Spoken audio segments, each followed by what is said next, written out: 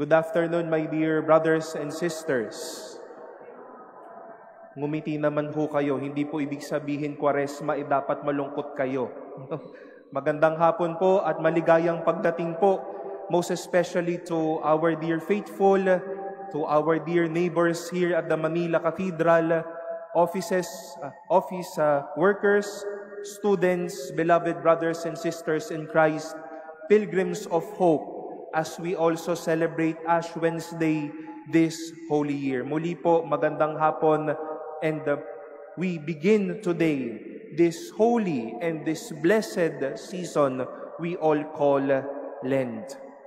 As I've said, in a very special way, we celebrate this season, the beginning of our Lenten journey within the holy year. At alam naman natin na ang dinadala po nating tema sa taong ito ay lakbay pag-asa. Pilgrims of hope. All of us are pilgrims of hope. And it is good to reflect how these ashes that will be imposed over or on your foreheads can be a sign of hope for all of us. Ashes, hope. Isn't it, Father, that these two things are very ironic? Madumi ang abo.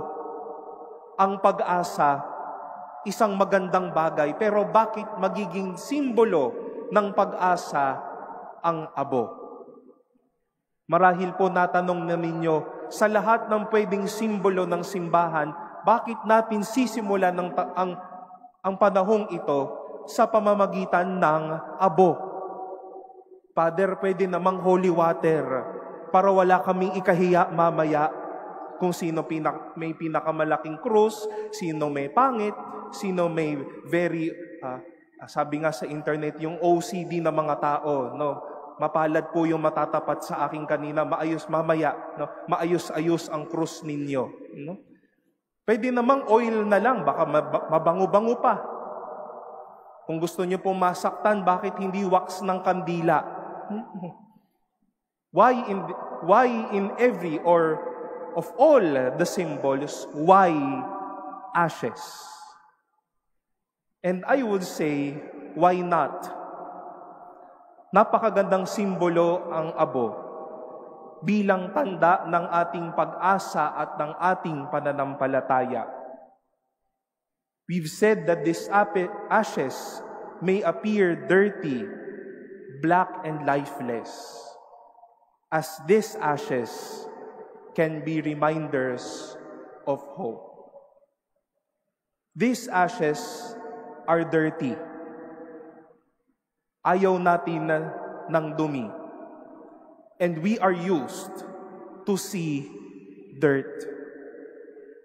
There is dirt in your office. You may have hidden dirt inside your houses. Baka sa loob ng bag ninyo madaming dumi, madaming mga kailangang itapon. Baka ho yung damit nating sinusuot, may mga kanya-kanyang mancha at dumi. And we hate dirt. Sana lang po ayaw ninyo ng dumi. But then we face also this reality that human as we are, we also have dirt within us.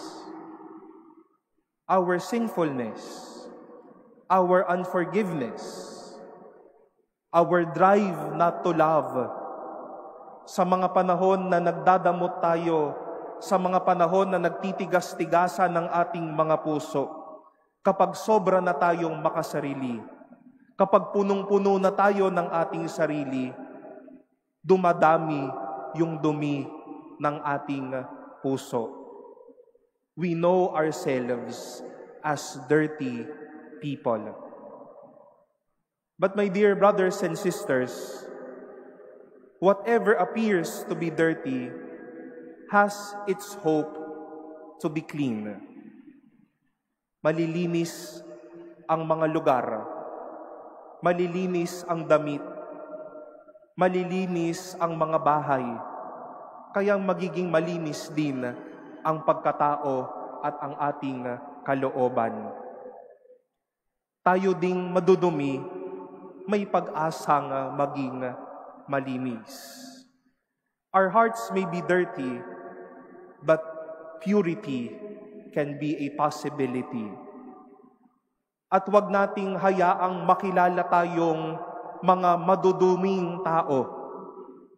Pero yung ating pagiging malinis, maging tanda ng ating katotohanan at ng buhay. That process from our ugliness to beauty is a sign of hope. From being dirty to being clean, that's a sign of hope. Not that we are dirty means that we are hopeless. But our being dirty is but a door to hopefulness. The symbol of the ash will not only be dirty, but ashes are lifeless substance. It's a lifeless symbol. Ito na po yata yung pinakawalang gana na simbolo sa ating pong pananampalataya. But yes, it is lifeless, but it is also an entry to hope. Anuman ang walang buhay, nagkakaroon ng buhay. Plants may grow dry. The soil around us will keep on drying even during these months of heat wave. Magiging walang gana yung ating kapaligiran, yung ating panahon, nakakawalang ganang maging tao. Baka may kakilala tayong mga sinasabi nga nating mga dead kids, mga taong walang gana, wala ng buhay, wala ng sigla, wala ng pag-ibig, wala ng kilig. But being lifeless doesn't mean hopelessness. Ashes may appear to be lifeless, but this reminds us of God's possibility and God's goodness to bestow life in every lifelessness.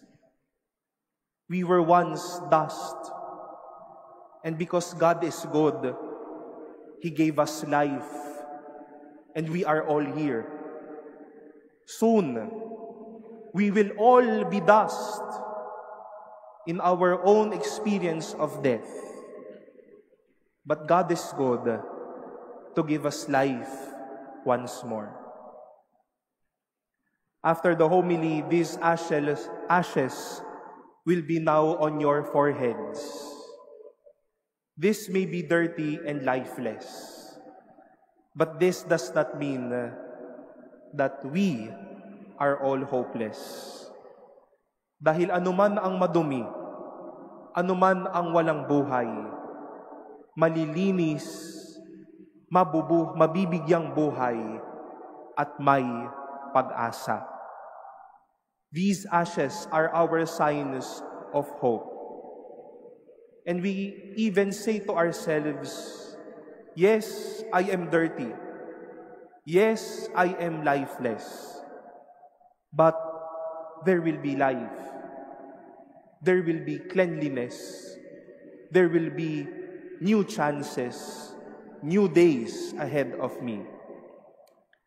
At kapag nalilinis sa bawat pagkadumi, pag-asa po iyan.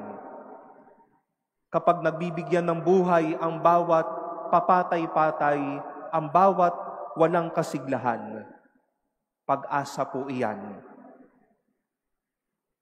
What will be on our foreheads later may be dirty and lifeless. We are all dirty and lifeless once in a while. But it does not mean that we are hopeless. This gives us all the more the joy and the journey to be pilgrims of hope, to be people filled with hope.